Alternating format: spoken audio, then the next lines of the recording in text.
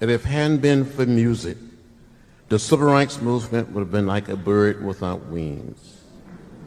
Music, it brought us together.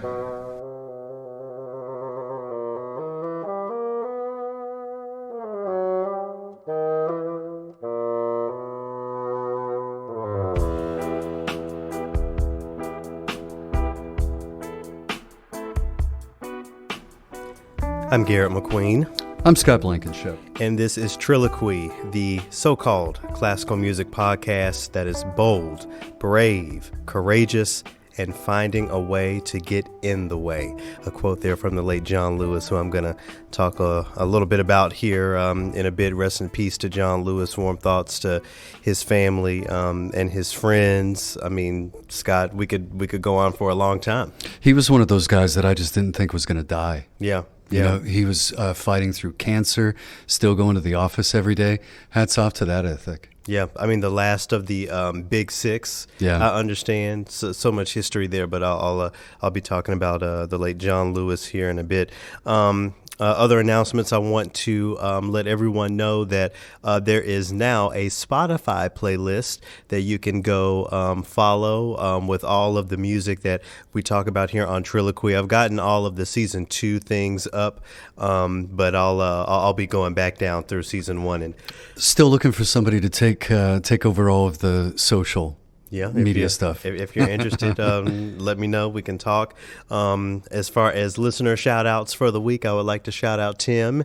He sent us a very, very, very lengthy email concerning our opus on Louis Farrakhan. We're working out a way for us to get some of his thoughts on the podcast. So a shout out to him. That's coming down the pipeline. I thought it was great. That's the sort of interaction we want. You want people challenging you and at the same time saying this is great. Sure. Scott, we were we were guests on a podcast this week. You want to talk about that? Yeah, I want to give a shout out to Tommy and Steve from Speaker Geekers.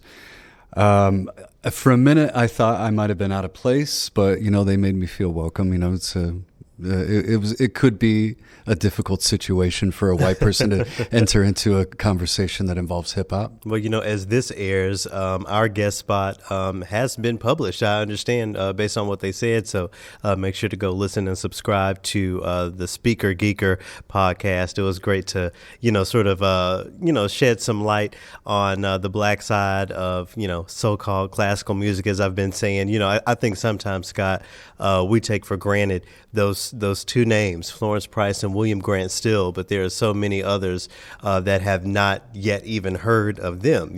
So It was great to share those names among others with Steve and Tommy, and also to kind of get into the hip hop bag. Sometimes I'm nervous about being out of my own depth when it comes to hip hop. I'm an appreciator, but not a scholar or a studier of it. But I'm way out. We hung on. I thought it was a really fun time. Well, we do similar things, with their podcast and ours. In particular, I'd encourage you to go back and listen to their episode 6, because that could almost have been a triloquy episode for them, because they were going about separating the artist from artistry. They dove into cancel culture a little bit there. So definitely check out Speaker Geekers. Yeah. And then before we get into the first movement here, I just want to thank all the listeners, thank the new listeners, thank the returning listeners. Give us a rating on wherever you're listening to this. We really appreciate it. Spread the word. Every week I'm hearing from more and more people who are beginning to listen and to subscribe to the Triloquy podcast. So, just thank you. I really appreciate it. We put a lot of work into this, our own free time, but it's an honor to share this. I'm really humbled by all of the feedback I get. So a huge thanks to each and every one of you listening. All right, well, let's go ahead, Scott, and check our accidentals.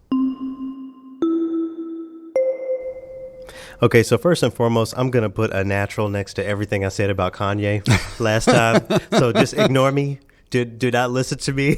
Well, I mean, and a part of me still thinks it's fun to have the conversation of what would a Kanye presidency look like. But that last press conference that I saw and him going off on Harriet Tubman, did you see that? Yeah. Well, no, I saw the clips. Yeah. all the high points. So go ahead. I mean, I'm not here to do a breakdown. I'm just here to quickly say Kanye is still one of the rap gods, one of the music gods. He will not be the god of America by any means. It's funny that you should bring him up because Classic FM has a new quiz out. Okay. ClassicFM.com. Okay, our favorite. Yeah. Who said it? A composer or a Kanye? What? Yeah, I got 6 out of 10. Okay, so let's hear some of them. Okay, here we go. All right, so I'm not going to sit here and take the whole quiz, but let's just do a little bit. All right, here's one. I am flawed as a human. I am flawed as a person. As a man, I am flawed, but my music is perfect. That could be anybody. I would say, I mean, if that were a composer, it would have to be somebody who are some of our more pompous European composers. I mean, that sounds like something an Englishman would say. Well, isn't it Rachmaninoff's picture that they have there next to Kanye for all this? Yeah, it sure is. It sure is. I don't know if it was Rachmaninoff or not, but I'm going to go ahead and guess Kanye. That's how they trick you. Is that the picture of the composer doesn't necessarily match up with who said the quote. Well, I was correct. So that was one. I'm just going to do one more just for fun, and we'll move on here. I have nothing to say, and I am saying it, and that is poetry. Well, first and foremost, another rap guy, Drake, once one of his lyrics is, "A wise man once said nothing at all." So that's the thing. I'm gonna go ahead and give this to a composer, though. That's a quote from American avant-garde 433 composer John Cage. Yep. Well, if you want to go take that quiz for yourself, I guess we'll have a link to that in the description to this. How'd you come across that, Scott? I'm always looking. Kanye's making the rounds these days. I'm always looking, and Classic FM is in London, right? Isn't that somewhere? Yeah, I believe over in England. So everybody's trying to get on this train. Yeah. And then I guess do we need to revisit any Kanye music? I mean, he's gotten a lot of play here on Triloquy. So shout out to Kanye. Again, you're not going to be our president, hopefully, but it's still lots of beautiful, beautiful, beautiful music.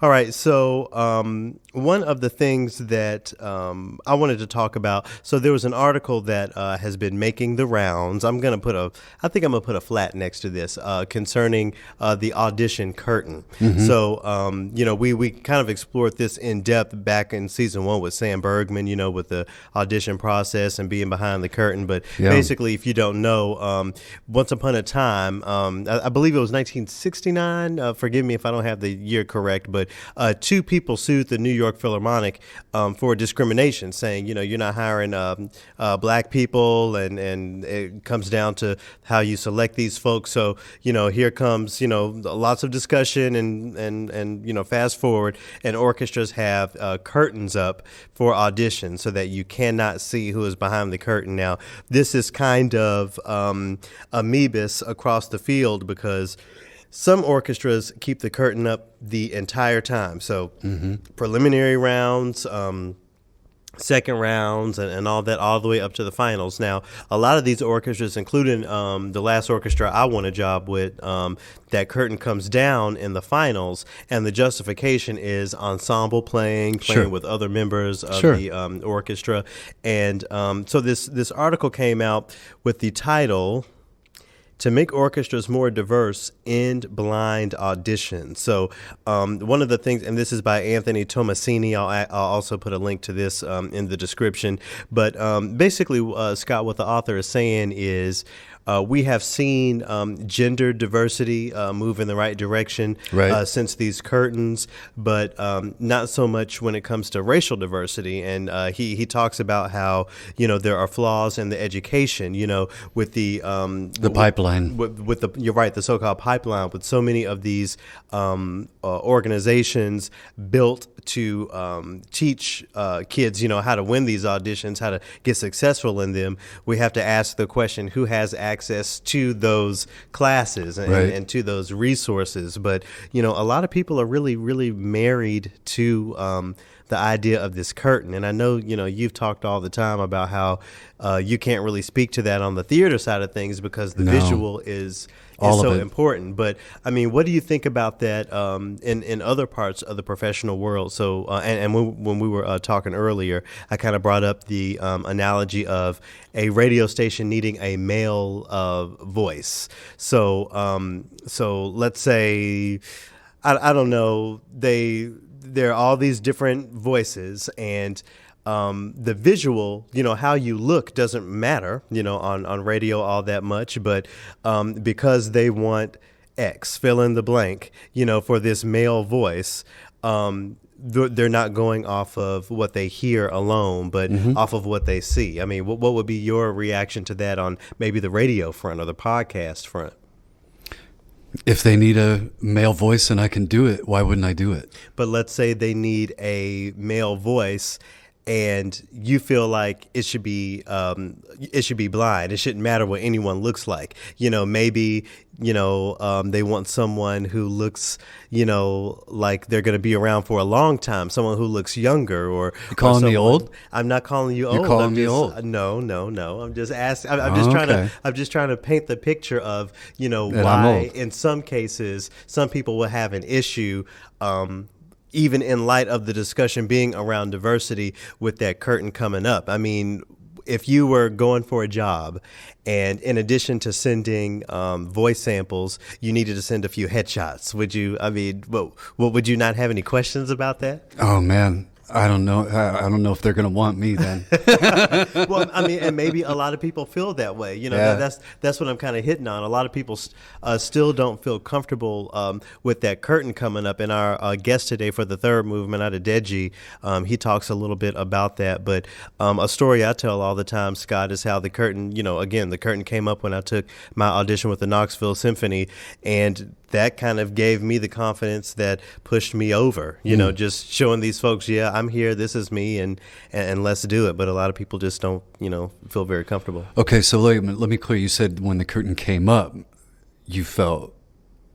Sorry, and I get mixed up. So sometimes I think about the curtain like that's attached to the theater, okay, so gotcha. coming down and coming up. But sometimes people talk about putting the curtain up and taking the curtain down. So I guess I should speak more clearly there. So you were just fine being watched. Oh yeah, okay. Yeah, I was fine. Yeah. But as we've seen. When you have folks on these panels in these positions of power, that just makes way for, whatever excuse being made because you don't want that person in the orchestra based on whatever. How do you feel about the point that was being made that this might be detrimental to the male-female ratio, that they would lose ground in that they could see, oh, you're such and such a student. Right. Let's plug you in there. Right. Yeah, I mean, there's that as well. That's something that the curtain protects you from. But again, as this author has laid out, the curtain has not done much for racial diversity. Right. So like what we were talking about beforehand, it gets down to essentially affirmative action where you've got three great players. One of them's black. You hire the black one. I don't see anything wrong with that. I'm not saying there's anything wrong with it. I'm saying, is that what we're talking? Yeah. And I think what the meat of that conversation is for me is black people not being afraid to, really affirm ourselves unapologetically so. I don't know. I respect all of the differing opinions across the field.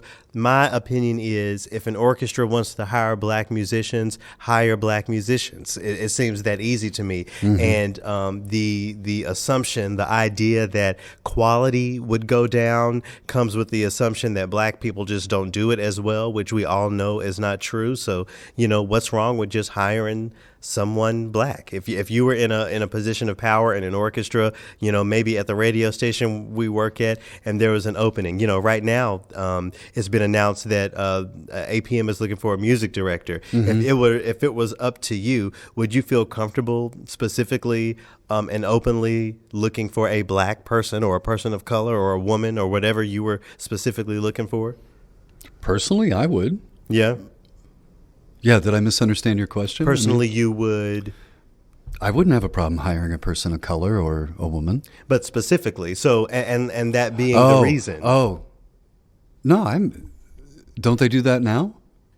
On the other side of it, I believe, yeah, they will hire the white person. All right. But this is you bring up an interesting point from that other article that came across from the New York Times, Black Artists on How to Change Classical Music. Mm-hmm. You thought that was kind of a softball article, but well, first of all, you put me on blast here. But one of the things that Maestro Wilkins talked about was, shout out to him. They in Philadelphia, when he was working on a project with the Philadelphia Orchestra, they hired a person from the community. Yeah, and he pointed out that there was no comparison between that artist's voice and somebody who was a pro. Mm-hmm. It was clear.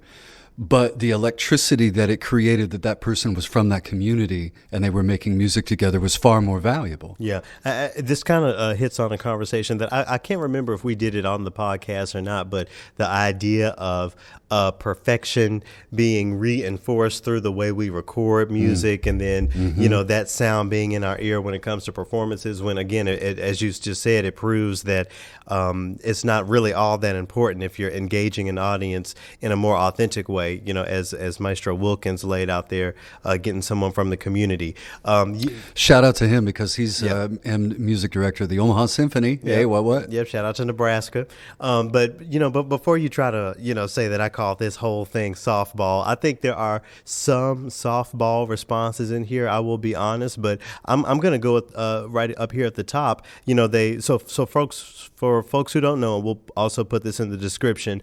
There are excerpts from 9 different interviews by Black classical musicians that they kind of excerpted and put together to kind of have this digital conversation about changing things in classical music from the Black perspective. The first one here is Monica Ellis, bassoonist with Imani Winds. Mm-hmm. I got to meet her last summer. Huge shout out to her. I've been a fan of her music for over 2 decades now. The first thing that she says here, and the first thing in this article, it says the first step is admitting that these organizations are built on a white framework built to benefit white people. So right. I think a lot of people will understand the built on a white framework, fine, but it was built with someone in mind. Right. And that's the part that we are still missing. And interrogating. Yeah. And how are we going to get past that spot? I mean, how are we going to convince Scott, how are we going to convince your brethren and your sister and to understand that these structures were built for you specifically? They were not built for our success. They were built for your success. Well, what do you think is the line to help people just understand that part of it? That's a great question. I don't have an answer for you. I'll think on it. Yeah. You going to hold me to it? I am going to hold you to it. I am going to, right. We're doing the work here.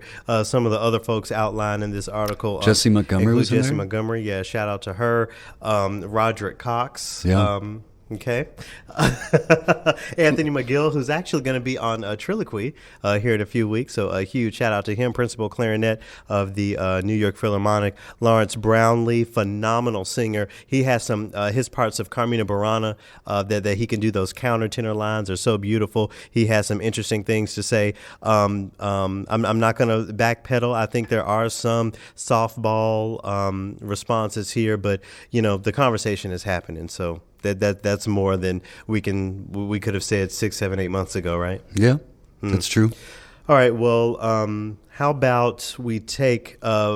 We have a few accidentals here, so I mentioned Monica Ellis. How about we take a little time to listen to a bit of what she contributes to Imani Winds, and we'll continue our accidentals here.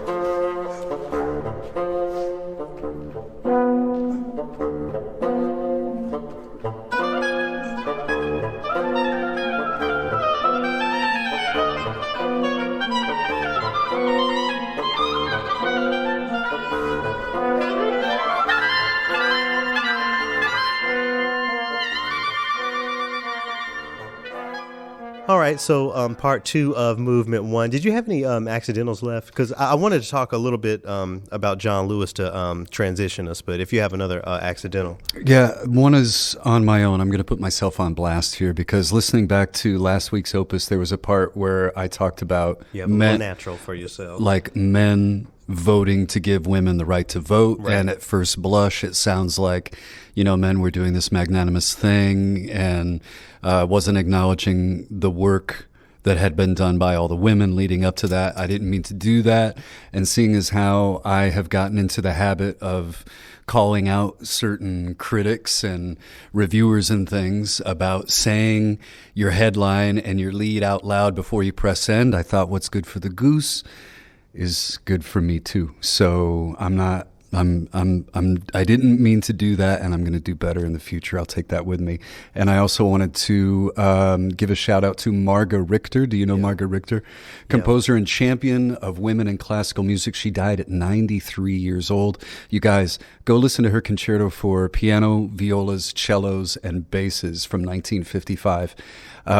93 years old, not COVID related. Wow. So, Is that music available now? Yeah, go and look at it on YouTube. I'll give you the link that you can include. Okay, maybe we'll use some of that to transition into movement two. But as we're transitioning into movement two, I just wanted to, once again acknowledge, the late John Lewis. He, thinking about him and thinking about how I could address his life and his work through music is something that I spent, my early Saturday morning doing last time I was on the airwaves. So there's some music that I'm going to talk about in this next movement that I tied with John Lewis. But, we opened up this opus of Triloquy with a quote of his talking about how music was integral to the civil rights movement. When we think about Nina Simone, the Mississippi Goddam, and the music that since grew from that. When we think about John Lewis,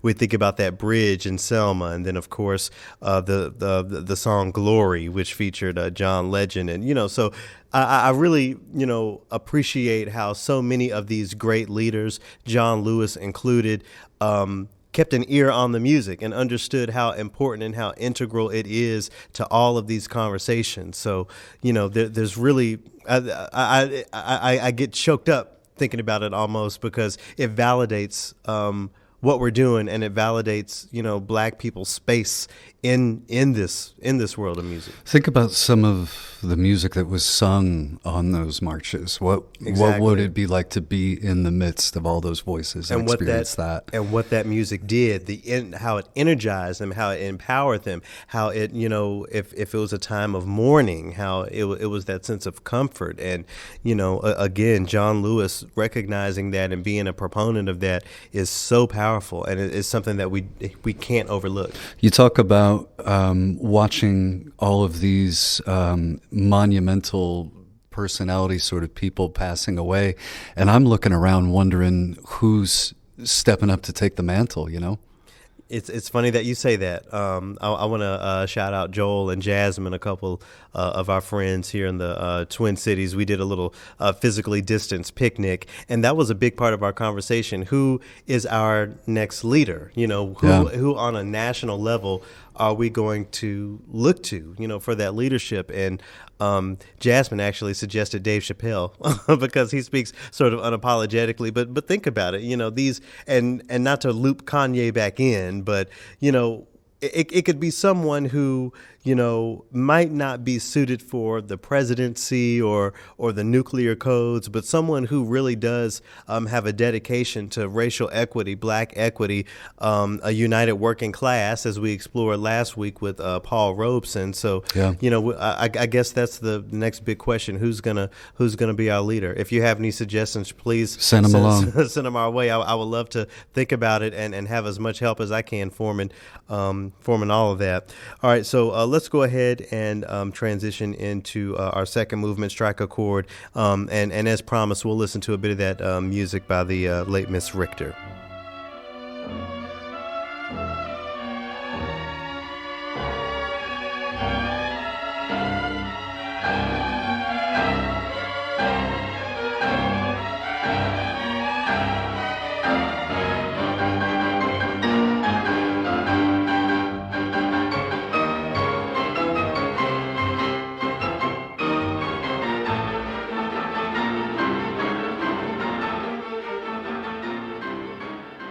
All right, and here we are in movement 2, strike a chord. I'm going to go ahead and get us started in this movement with my treatment of, the news about John Lewis. So, of course, I heard on late Friday night, this past Friday night, as I was getting ready to go in, and when I did my trade-off, you're on vacation, so your substitute, shout out to Melissa Owsley, she peeked her head in and asked me if I had heard, and she seemed pretty upset, and I just knew that there was something I had to do with that bit of information for the next 6 hours. It speaks to the responsibility of live radio, no matter what sort of what corner of it you're in. That's a good point. So there were a few pieces that I tied in with that news. So on my playlist was a work by Wynton Marsalis called "America, My Home," and I thought it's a piece for piano and cello, and when I think about that phrase, America, my home, and when I think about how that relates to the passing of John Lewis, there was work that he needed to do in his home. He wasn't just an agitator for agitating's sake. America is his home as much as anyone else's was his home as much as anyone else's, and he put in the extra work, the lifelong work of making it just that, his home, and I thought it was a really poignant moment for me, and I hope that it was a poignant moment for the listeners to think about that concept as they listen to this very American piece of music by another black man who has spoken out on racial equity. Wynton Marsalis's "America, My Home." Now, of course, beyond that, later on in the morning, as I knew folks were, beginning to wake up, and maybe they turn on their classical radio first before they check out any news or anything. So just so that I'm there and letting them know, in my last hour on the air, of course, I put on one of those, Negro spirituals that I'm sure folks will be returning to when we talk about memorial services for John Lewis, especially when it comes to, his work in the civil rights movement, how, that Negro spiritual really played a role, then as much as it did way back when. So there was a bit of that. And then I decided to put on Florence Price's Piano Concerto in One Movement.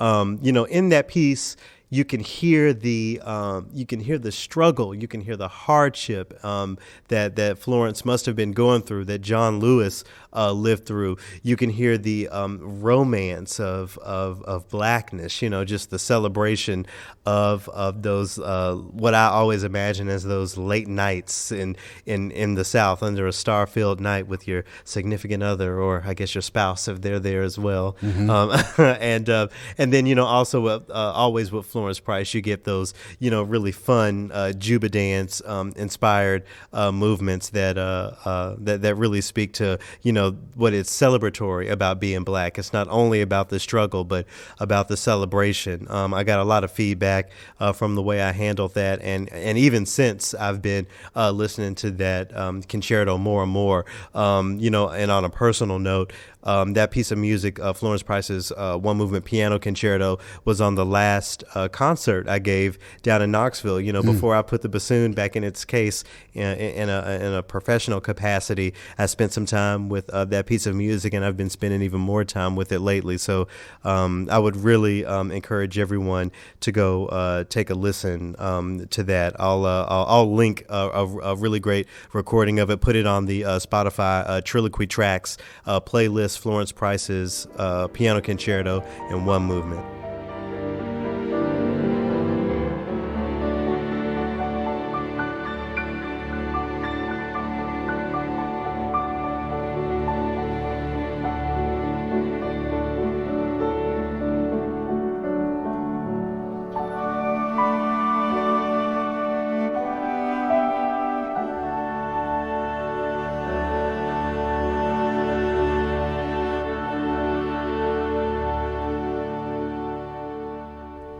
To think that everything that he did was coming from this Gandhi-esque, nonviolent approach, which I admire, because I'm a pretty peaceful guy, but if you push me to the right spot, then I might get violent. Yeah.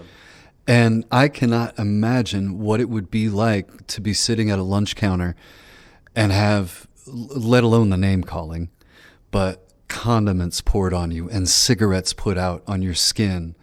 And he did it all without ever lashing out or returning that violence. And that wasn't the end of the,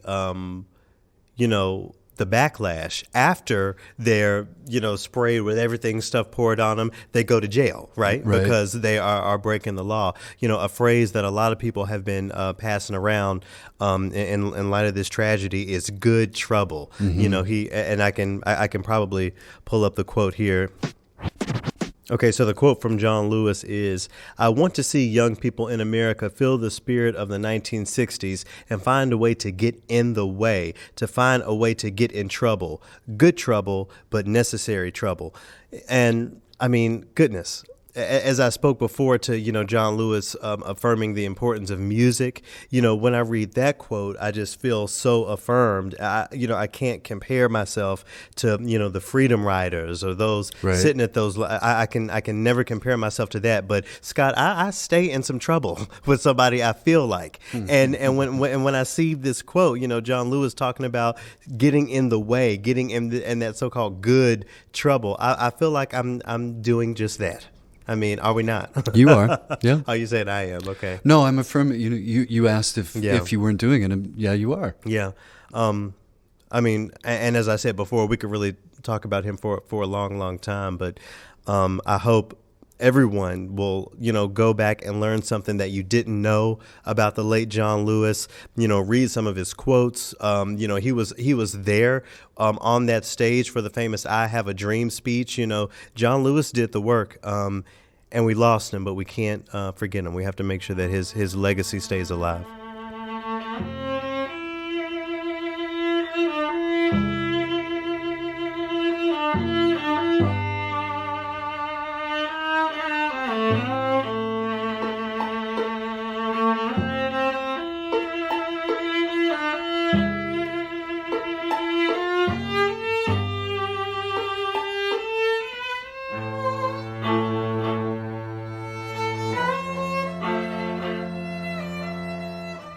All right, Scott. So what I was really waiting to hear your take on was Django. So last time we said, okay, so by the time we record again, you'll have watched Django for the first time. Give us your thoughts. First off, you can't be watching that movie with all of your windows open and your front door open like I did, because I had people walking by hearing certain words. Yeah. So, you should keep your volume at a respectful level, I think, on that. If you can. Why does he like that word so much? Tarantino does like that N-word, doesn't he?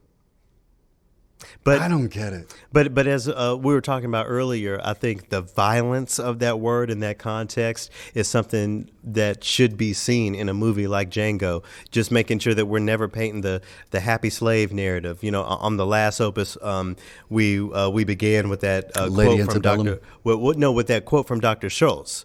Talking about King Schultz, yeah. Talking about using this slavery malarkey to my benefit. I mean, what do you think about that moment? And then spoiler alert if you haven't seen Django, by the time Dr. Schultz is shot by Leonardo DiCaprio's character, I mean, do you think there's an arc there, or do you think it's the same Dr. Schultz who just used his space to help Django, to help Jamie Foxx? Or I mean, I don't know. What are your thoughts? That's a good question. I wasn't thinking of it from that aspect, because as you know, I only watched like 2/3 of it and then went back the next night. And you said, yeah, something happened, because I was dubious about Schultz's character. And you said, yeah, something happens that makes you question the motives. And I'm thinking, God, he's going to die or do something stupid. Ain't no good white people. And, I'm looking. That's what you were expecting. No, I'm looking for any straw to hang on to. I'm looking for any thread to feel good about. Mm-hmm. And it seemed like King Schultz was the one. And when he finally shot Candy, is it Candy or Candy? I think it was Candy, because it's Candyland, right? Right, but I'd heard them say Candy before, so I wasn't sure. Maybe they were trying to be French. Maybe. But Condi had a chance. He had a chance. He could have let him walk, but no, he had to get, self-righteous. It's that stubborn whiteness. That's Right. what that was. And so he got what he had coming, if you ask me. Now, of course, on the musical side of things, what a phenomenal soundtrack. What were some of the standout musical moments for you from that movie? Well, I think we both agree that when Jim Croce came in on Moving Down the Highway, that was a moment. Not Moving Down the Highway. I've Got a Name. Mm-hmm. I'm sorry. And it was it really worked for me the way that it lined up with him putting his brand new saddle on with his D emblazed on it. That was a great moment. Like the pine trees lining the winding road, I've got a name, I've got a name. Like the singing bird and the croaking toad, I've got a name, I've got a name. And I carry it with me like my daddy did, but I'm living the dream that he kept here. Moving me down the highway, rolling me down the highway, moving ahead so life won't pass me by. How would you categorize? I mean, is that country? What is that? Folk, Americana, Singer-songwriter. singer-songwriter? Yeah, I had never heard of Jim Croce before. I saw Django years ago, and that song touched me right to the core. Yeah. And the poetic. I mean, this is not gonna be the breakdown of that song, but the poetic nature of like the pine trees lining the winding road, as the song goes, I got a name. Wow, it's tender. They did It's some tender. traveling. They saw some miles together. Yeah.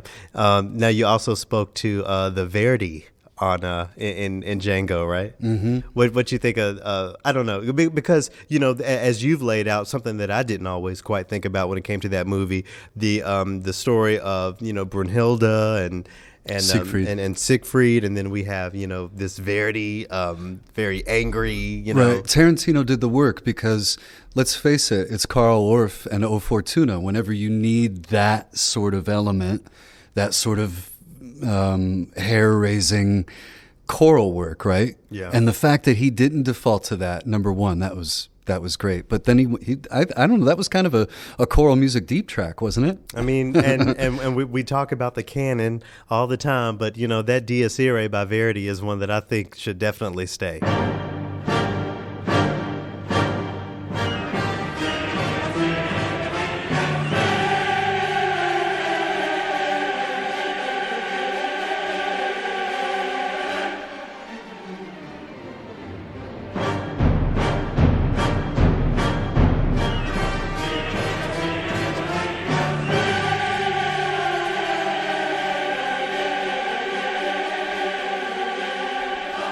Now, of course, I would be remiss if I did not bring up 100 Black Coffins, Rick Ross. I mean, Yeah, I wasn't familiar with that one. Say more. I mean, it's not. I don't remember the song before that movie, but to me, it just speaks to a very diverse soundtrack that included rap, and on top of that, kind of spoke to that anger of revenge. What Django was looking for, and is that revenge okay? Is that revenge sort of unfounded, or obviously I don't think it's unfounded, but I really like that.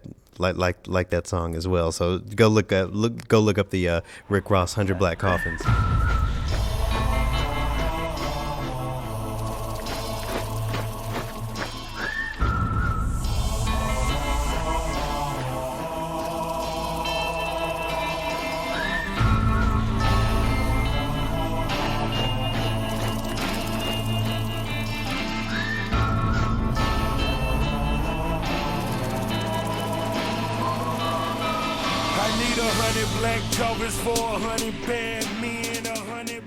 Did you have anything else from Django? Not from Django, no. Yeah. I went ahead and bought it. I'm going to go ahead and watch it more. Yeah. To get, the last thing that Tarantino did that I paid any attention to was Pulp Fiction, probably. No, the Kill Bills, probably. Yeah. Kill Bill is my top 3 movies. Probably. Top 3, not number 3. Yeah. Django, I would say, is top 5, not number 5. I mean, I really do appreciate Tarantino, even though he loves that N word a little bit too much, but. Maybe that's too much to hope for to get rid of it. Yeah. Well, so today's guest for Movement 3 is my good friend Adedeji Ogunfolu. He plays horn with the Pacific Symphony currently, formerly the San Antonio Symphony. We talk about a lot of things. The bulk of the beginning of our conversation, goes back to that question of the screen, but we also talk about his work as a bodybuilder and how he when he was having a hard time in San Antonio with everything he was dealing with that job, he started going to the gym and started doing body competitions, and so we sort of start our conversation here about what it's like to do that sort of work, and we transition into some of the issues that he was having with the San Antonio Symphony and how he's taken his experiences and moving forward in a more positive way with his new job with the Pacific Symphony, a job that he won from behind the curtain, by the way, something that he affirmed. So to get us into the conversation with Adedeji, I just wanted to make sure I gave a shout out and ask for everyone listening to send warm thoughts to my brother Brandon. His daughter Elise has been put into St. Jude for a tumor that she has. Elise is 14 or 15 months old. Way too young. So young, to be going through this. So warm thoughts to my brother Brandon. Please pray for them if you are a praying person. I thought we could transition by playing a famous piece of music that Beethoven wrote for his own Elise. So this one goes out to my Elise.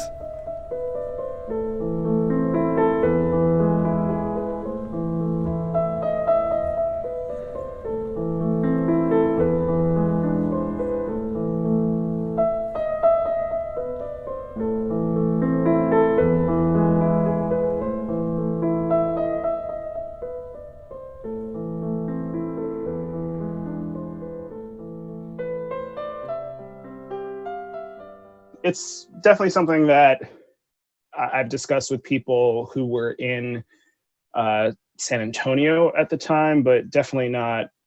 It wasn't something that I was broadcasting. I think when I was posting on social media, most of my friends that were seeing it were just like, oh, wow, he's doing something different. But it really was coming from a place of kind of exasperation and pain and just kind of like this, quarter life crisis scenario. Sure. Where I really didn't know what I was doing. I mean, because when folks see someone, with their body all together, I feel like a lot of people see someone who just has their ducks in a row, has their situation must be okay. But, but behind the facade, as they say. Yeah, well, and definitely being in that world, I did 2 physique competitions.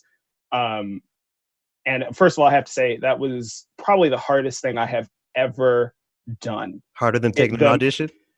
Oh yeah, I would say so. Wow. No, I seriously, because just the diet alone, and it's not like I had never, dieted before or had like a strict calorie intake or, done different workout routines, but that was my first foray into, okay, you're on 1,200 calories a day. 80% of your diet is protein. I was in the gym 4 to 5 hours a day, depending on what I was working on. And it just, it got to the point where an unsalted, unseasoned rice cake was heaven on earth. and I'm not kidding. And there was just so much stuff that I couldn't eat broccoli. Even certain vegetables I wasn't able to eat because some vegetables cause bloat. So when I would do my check-ins, I would have to do check-ins with my coach, and I had a online coach. I would send him photos 1 to 2 times a week. He didn't want me looking, even a little bit bloated in the pictures, just so that I can really see like where my body was. Yeah, broccoli, cauliflower, a lot of things were just off the table. Broccoli is not good for you. Well, it's good for you, but it's not good in the sense of if you're, preparing for one of those competitions. And it was my first time really understanding how integral food of a role food plays in your mood. Okay. I joke with a lot of my friends now, like, I don't know how you're still talking to me, especially during that time period, because I would just go nuts over the smallest things, and just embodying a lot of those stereotypes of bodybuilders and just being hangry and just really on edge all the time. Right. Not that I'm the most docile person. I own that. People know that about me in general, but it was kind of like on 10 during that time. And even what you're saying about the Facade, when I would be backstage at those competitions, I mean, you meet some characters. Oh, I'm sure you do. I bet there's a lot of backstage shade too. Oh my God. It was Mean Girls times 100. It is definitely, I think, more difficult than doing auditions. And I'm amazed now because I still work out. I still try and keep some semblance of fitness going in my routine, my daily routine. But I definitely can't push the same amount of weight that I was doing then.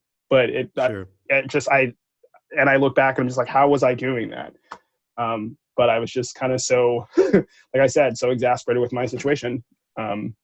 That's how it manifested. Well, before we sort of get into your story and some of the things that we're here to talk about on today, I wanted to sort of tie in the body competitions with the conversation of auditions, music auditions, orchestra auditions, and the screen and all that sort of thing. So I'm wondering what sort of big similarities or maybe big differences you've experienced between going on stage where being seen, what the judge sees is everything, versus the idea of going on a stage where allegedly what they see doesn't matter at all. What is it like living in both of those worlds?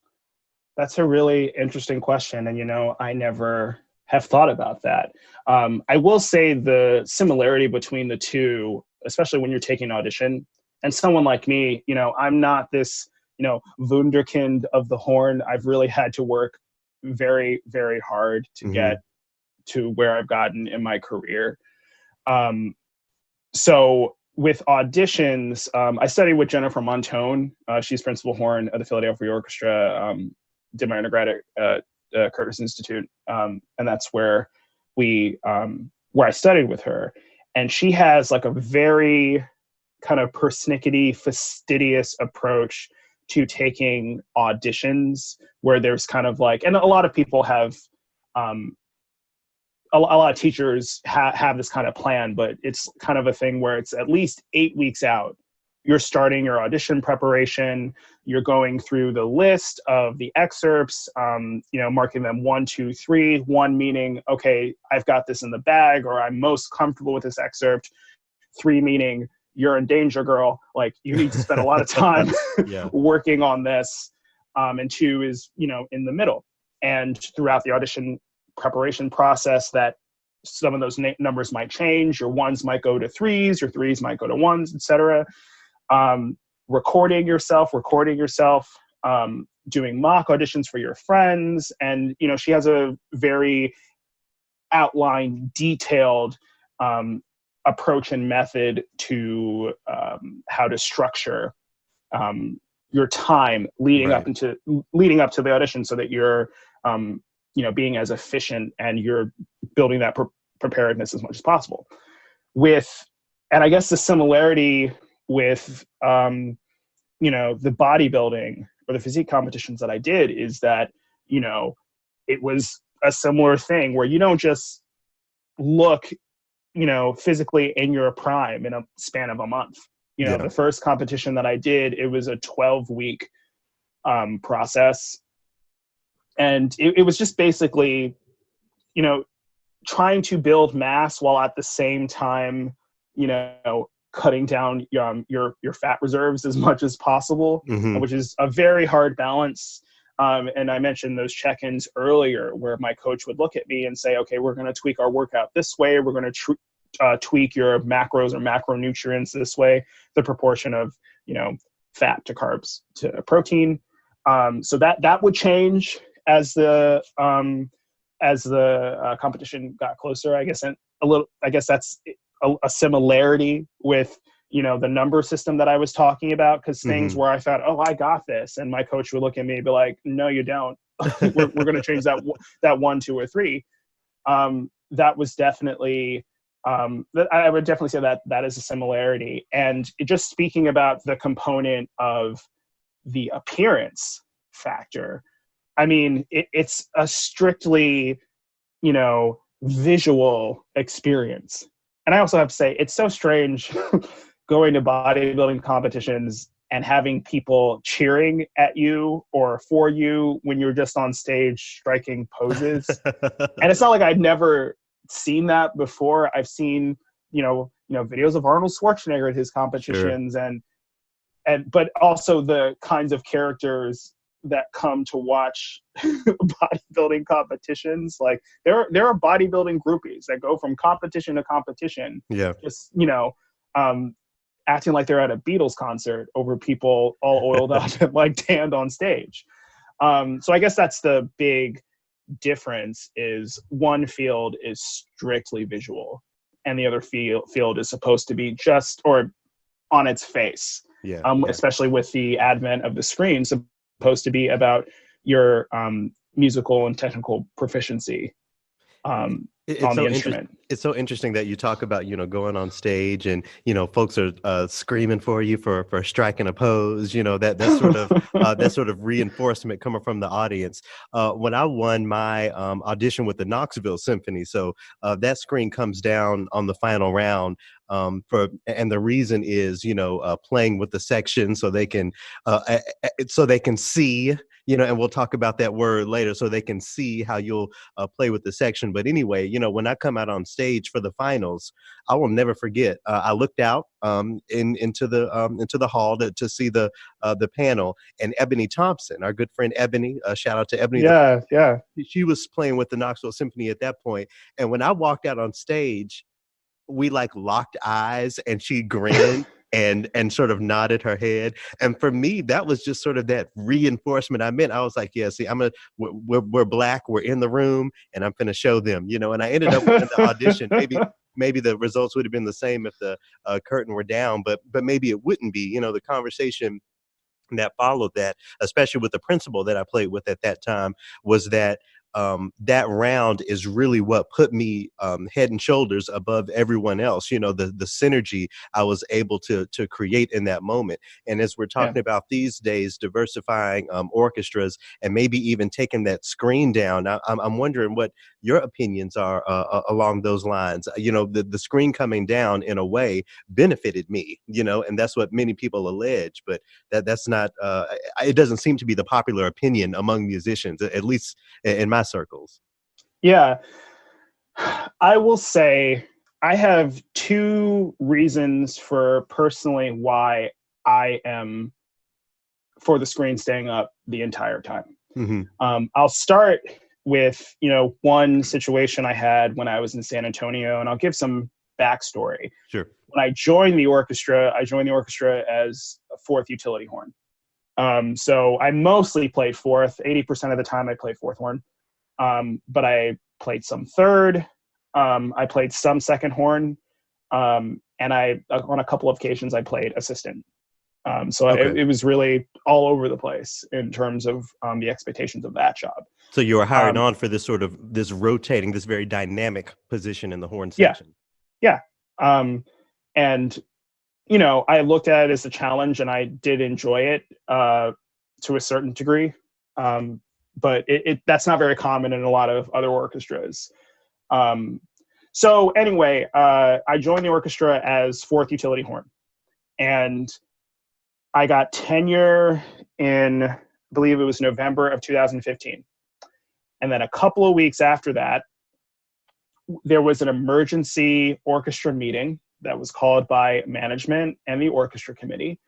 And the orchestra got in front, or the CEO and the chair of the board got in front of the membership of the orchestra and told us,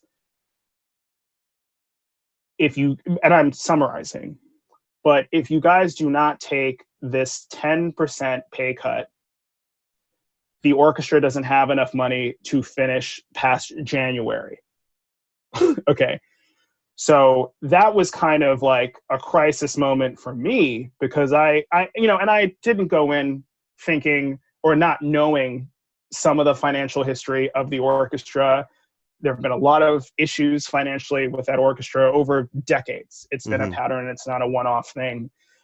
And I was just kind of like, I'm not going to curse, but I was just like, F this. Yeah. I've spent all my, career working for this. And this is a situation, and also, a topic of things you don't learn in school. We spend so much time talking about winning the job. That's going to be the thing from which you get validation, and, your life, everything's going to fall in a row. And you're not taught to ask when you win the job, hey, what are the finances like? What is the work culture like? Is there an HR department? How does that work? You're not taught to ask any of that stuff. So there was a huge learning curve. And honestly, there still is a learning curve, because, I'm in a different professional situation now. But I was just like, no, screw this. I need to get out of here. And not that I thought that San Antonio, I wanted San Antonio to be my destination job, but it just really lit a fire under me. So it just so happened that the first audition that I took, or the first audition that was available for the new year, was for the San Antonio Symphony. In light of this pay cut. Yes. Which that's a whole nother conversation about orchestras being in that situation and still holding auditions. Yeah. That I feel like that's another show, because I had a lot of, issues that I took with that over the course of my time there.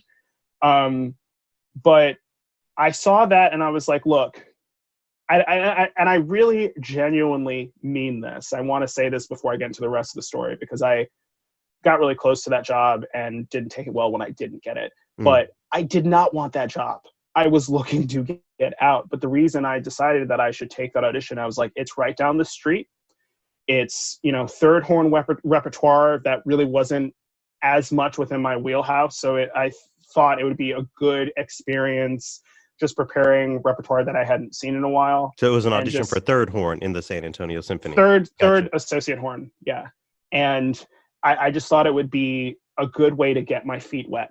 So if I didn't do well, whatever. Like it's a job I didn't want anyway. But I wanted to be able to have some kind of like no pressure audition experience before I started taking all the other auditions that were happening that year. So I started from prelims. Like I got to the final two of that audition, and the screen came down, and I was like, oh, this is an advantage for me, because these people are going to see me come out and they're going to be like, oh, that's Adedeji. We work with him. We love him. Because, up until that point, I thought, or I just had it in my head that people really liked what I had to offer. And me not winning the audition didn't mean that they were like, oh, F you, like you sound like garbage. But, just back to the screen, I really thought that was going to help me. And it didn't. And when I tell you I was sitting in that waiting room after the final round, and I'm like with my chest out, I was confident. And when I didn't win that audition, I did not take that well. And that's something, it was a big lesson for me. And when I say I didn't take that well, I will own this. I was a jerk for a long time. You grabbed your pocketbook and stormed out of the room. That's what you're saying? Yeah. Well, no, not at that time. But after the audition, I was really frosty towards my colleagues, giving people the cold shoulder. I did not want to deal with any of them. Like I just took it as a personal affront. Like, y'all don't have and I just didn't realize at the time that's not how that worked. And you hear stories of the screen coming down and that benefiting people who know people in the section. And I just had that in my head. So, you know, that's definitely one of the things I look back on and I'm just like, I did not handle that well. You know, in a situation like that, I would imagine that, you know, the response would be, well, Adedeji, you know, you're here and we really love you on fourth horn. And if, you know, we gave you this third horn position, that means we'd have to have a whole new audition for fourth horn. And it's just easier for us to, you know, was that idea not presented to you? I would No. imagine it would be. Oh, it wasn't. Okay. No, definitely not. That there was just, and to the guy's credit, Marcus Osterlund, shout out to him. I mean, he's second horn of the National Symphony now. I mean, he won San Antonio and won that job with National, and we were in the finals for that job too. So it was like deja vu. But I learned so much playing next to that kid. I mean, he was like 21 when he won that job with San Antonio. Wow. He was still at Rice. He was like finishing his degree, driving back and forth to play concerts. It was a very humbling experience for me. So, I mean, he totally deserved that job. I am not taking that away from him. Like when he got there, I was like, oh, okay, you know, this is the situation. Yeah. But why? No, so that wasn't presented to me, but why I use that as one example of why I'm such a proponent of the screen staying up for the entire time is if the screen was up, I really, not that I had any reason to act the way I did after that audition. I definitely did not. It wasn't justified. But the screen being up the whole time, it would have taken away all those questions for me, I think. Or it's easy, hindsight is 2020. It's easy to talk about this hypothetical situation or easier. Right. But I just really think it just takes so much of those dynamics away. When the screen is up, I'm sure this kid still would have won. And that would have been it. And but because it came down and because I, you know, had all these things in my head, and I think some of them, you know, any layperson would understand why the screen coming down in that situation, you might be led to believe that would be an advantage, but definitely wasn't. When I won my current job with the Pacific Symphony, I was hired from behind the screen. And when I tell you what that did for my confidence, what a game changer that was for me, because it really felt like the first time where it was like, okay, this is mine. No one can take this away from me. No one, you know, no basic person can make the allegation that, oh, you were the diversity hire or they were trying to, you know, bring more color on. Like, it was like, this is mine. I earned this. I earned this. Yeah. And because, you know, I'm 33 years old. The experience that I've had is definitely not the experience that my mom had or her parents had, their parents before them had, etc. Mm-hmm. But I have definitely been in situations where that has come up or that it's been intimated or, you know. That you're here because you're Black. Yeah. Yeah. And, you know, I have my stories about that. So I was 31 years old when I won that job. And it did so much for my confidence. And I really felt like, okay, I deserve to be here. And it had really been a long time since I felt that way. But what do you say to the people who would say that when that screen comes down or when more orchestras foreground diversity, we'll have more diverse orchestras? I mean, do you not trust orchestras to foreground diversity if the screen comes down? I don't. And what I wonder what that's rooted in, that distrust. Because, you know, this trust is rooted in how a lot of these orchestras are presenting themselves, of bastions of, you know, diversity and progressive thinking. Mm-hmm. But you look at how they program, you look at how, you know, conversations that go on in boardrooms, some of them, you know, are doing this work. And # not all orchestras. Yeah, that's... You know, my experience is kind of clouded because my last orchestra, that didn't seem to really be a priority based on, you know, some of the interactions that I had with people who were in charge of things. Right.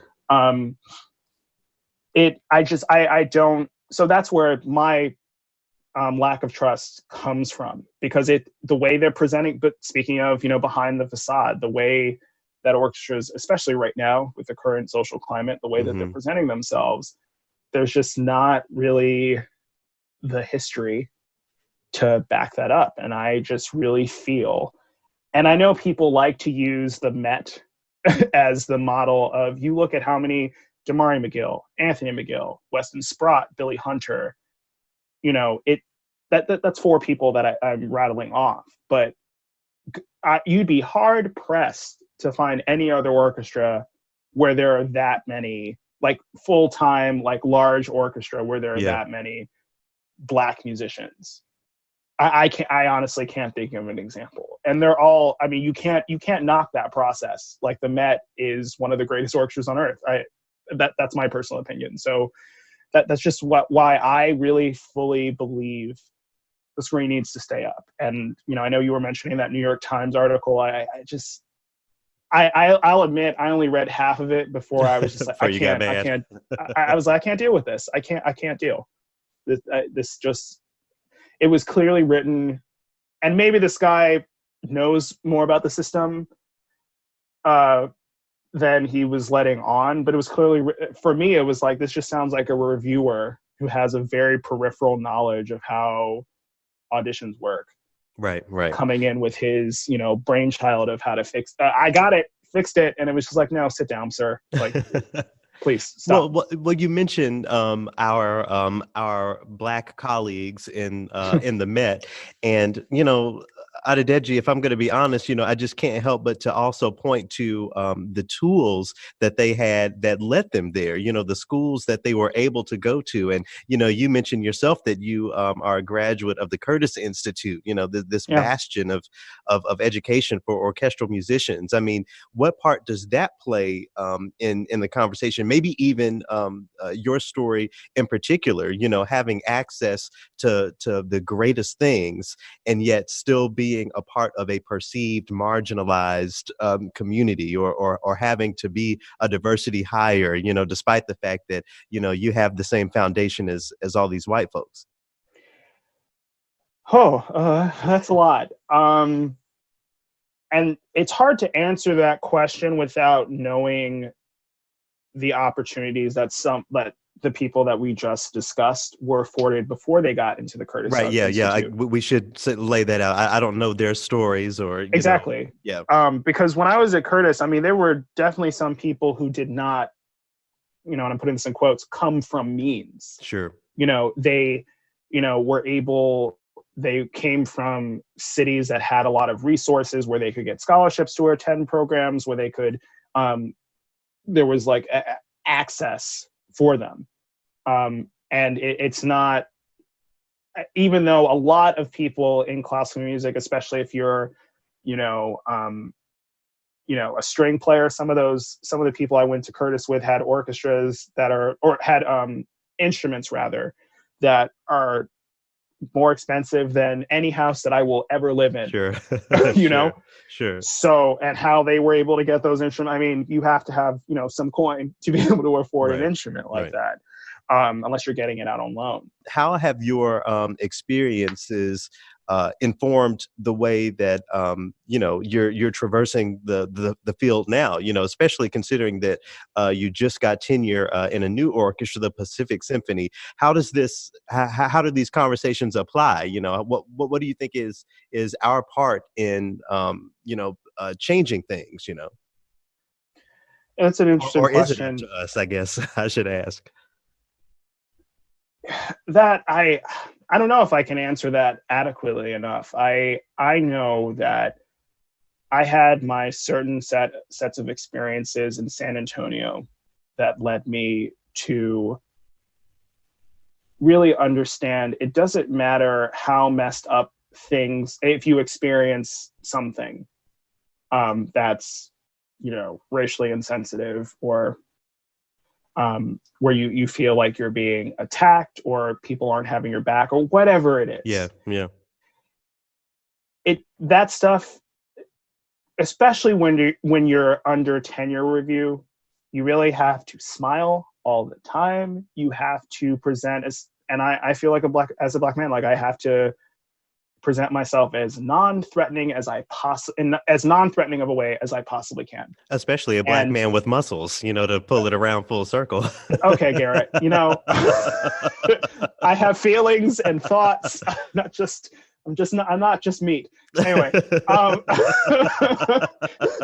but I do have a reputation of sometimes being a hothead, and that's something that I own, and that's something that I've definitely had to work on, especially, when things got really bad. We all, I'm not trying to present myself as just this perfect being that, people were just assaulting me and woe is me. Like I definitely played my part in how some of those things went down. One of your, I guess I'll describe her as one of your neighbors down in Southern California, a member of the Triloquy family, Stephanie Matthews. Shout out to her. She once asked me a really interesting question. She said, imagine that you were your teacher. What would you tell yourself today? And I kind of want to pose that question to you. As we begin to wrap up here, we've talked about what they don't teach you in school. The implications of race. In the field.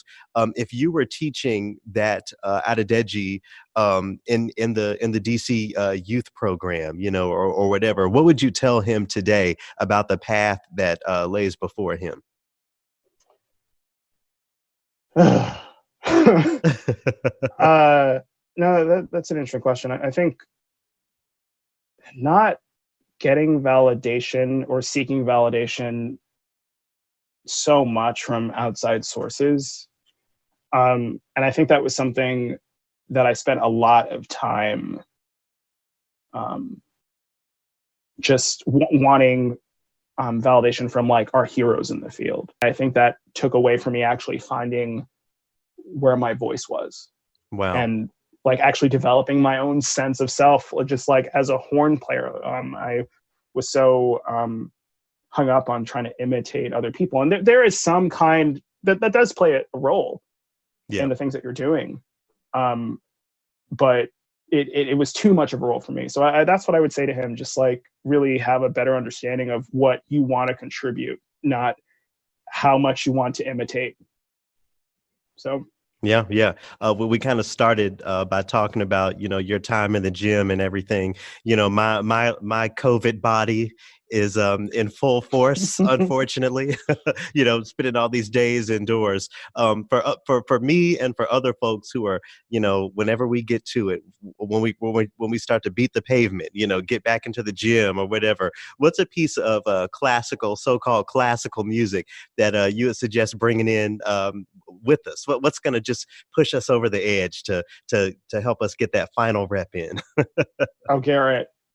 No. When I'm at the gym, this is just me outside of work, because I'm at the point where this is a job for me. So if I'm listening to anything, it's the most sugary, saccharine, vapid music that you can ever think of. Not to say that there isn't classical music that fits that designation, but I do not listen to classical music. So my advice is just find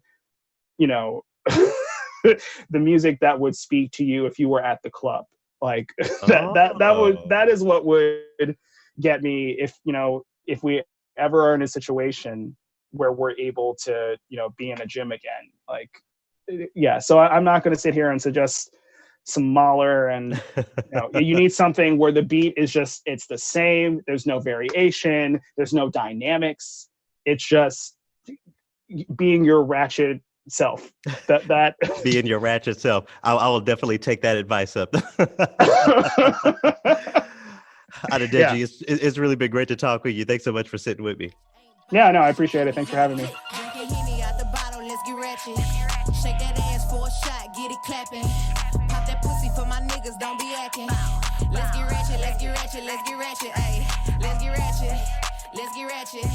Let's get ratchet, let's get ratchet, let's get ratchet, ayy. Shout out to Megan the Stallion. Adedeji suggested, listen to your most ratchet music while you're trying to work out. So There it is. There's some of mine anyway. I searched the word Ratchet in my in my music library, and that's one of the ones that came out. So yeah, continued love to Megan Thee Stallion, and get well soon. She was recently in some drama for those of you who keep up with hip hop news.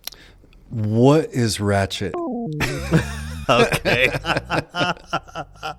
I define Ratchet as kind of like unapologetically raw, like the idea of dancing like no one's looking, but in the middle of a crowd. And that's not necessarily Ratchet. I don't know. It's hard for me to define that one. If you're listening and you can help me explain Ratchet to Scott, send us a note so we can See, because I would be listening to all that 90s grunge, Alice in Chains, sure, Soundgarden, sure, and all that stuff that was on 90s radio at the time that just made you feel hopeless and like everything was a struggle. There's a clarinet concerto written in the style of Alice in Chains. Is that right? Well, we'll talk All about right. it sometime. Cool. It's a clarinet concerto called X, like the letter X. We'll talk about that sometime. But Cool. For right now, it is time for the Triloquy. So you got something you need to say this week? I'm holding space for you, man. Okay, listen. For the record, you're allowed to come in here with a triloquy. You know I that, have. right? I have. Okay, just making sure you know. But every time we get the outline going, it just seems like you've got too much to say. So I'm like, all right, Okay. I'll just sit back here and listen. This isn't going to be an extra long triloquy, but a few people asked me to address the Nick Cannon situation. So in a nutshell, Nick Cannon, shout out to Drumline. If you saw that movie, has had a long career in black media, most famously these days hosting a show called Wildin' Out, like a sketch comedy hip hop show. He went on one of his other platforms and said some things that people considered anti-Semitic, and he's gone from Viacom. Wildin' Out is, not on the air, at least as far as I know now, and, fresh off of that conversation about cancel culture that we were having last time, Scott, Yeah. and with folks having that conversation across social media and across different fields. A lot of people are sort of revisiting that question. Well, what did he say? Was this all justified? I'm not here to, and especially after the Louis Farrakhan opus, I'm not here to get my hands dirty at all. But what I do think is interesting about this conversation, Scott, is the content creators, the folks who really drive what an organization is doing and what is successful. And when money comes along, the risk of losing money, how all of that will quickly just go out the window. Mm-hmm. Let's compare this to the Washington Redskins, how this is a change that they could have always made, but when advertisers and all those folks are walking out of the room, right. There's an issue. So concerning this Nick Cannon thing, I need to do some learning myself. Joshua Wallerstein, a former Triloquy guest from season 1, he's offered to have a conversation with me off the record. So I'm gonna sit and do some learning. From where I sit right now, and I really hope that folks get to take it however you take it. I feel like sometimes we are afraid to have the conversation of the levels of white supremacy and black oppression as that applies to different white and white presenting communities, Jewish communities included. Jewish people have community centers and insulated fiscal and social communities. Many, much like there are Chinatowns in many major cities across the country. Here in the Twin Cities, Hmong populations and Hmong communities are very tight knit and self sufficient. We've talked about before on this podcast how the black dollar does not stay in black communities for very long as compared to other cultural communities.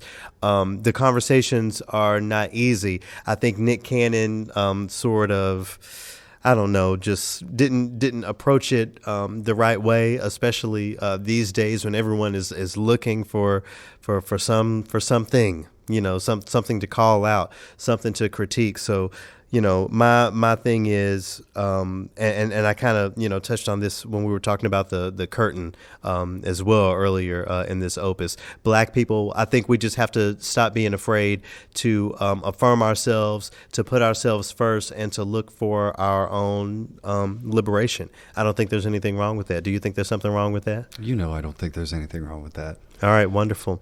Well, in closing here, again, thank you everyone for listening. I'm trying to say Breonna Taylor's name as often as I can, but I think it's also important at this point to name the folks who killed her. So justice for Breonna Taylor, arrest Brett Hankinson, John Mattingly, and Miles Crossgrove. See you next time.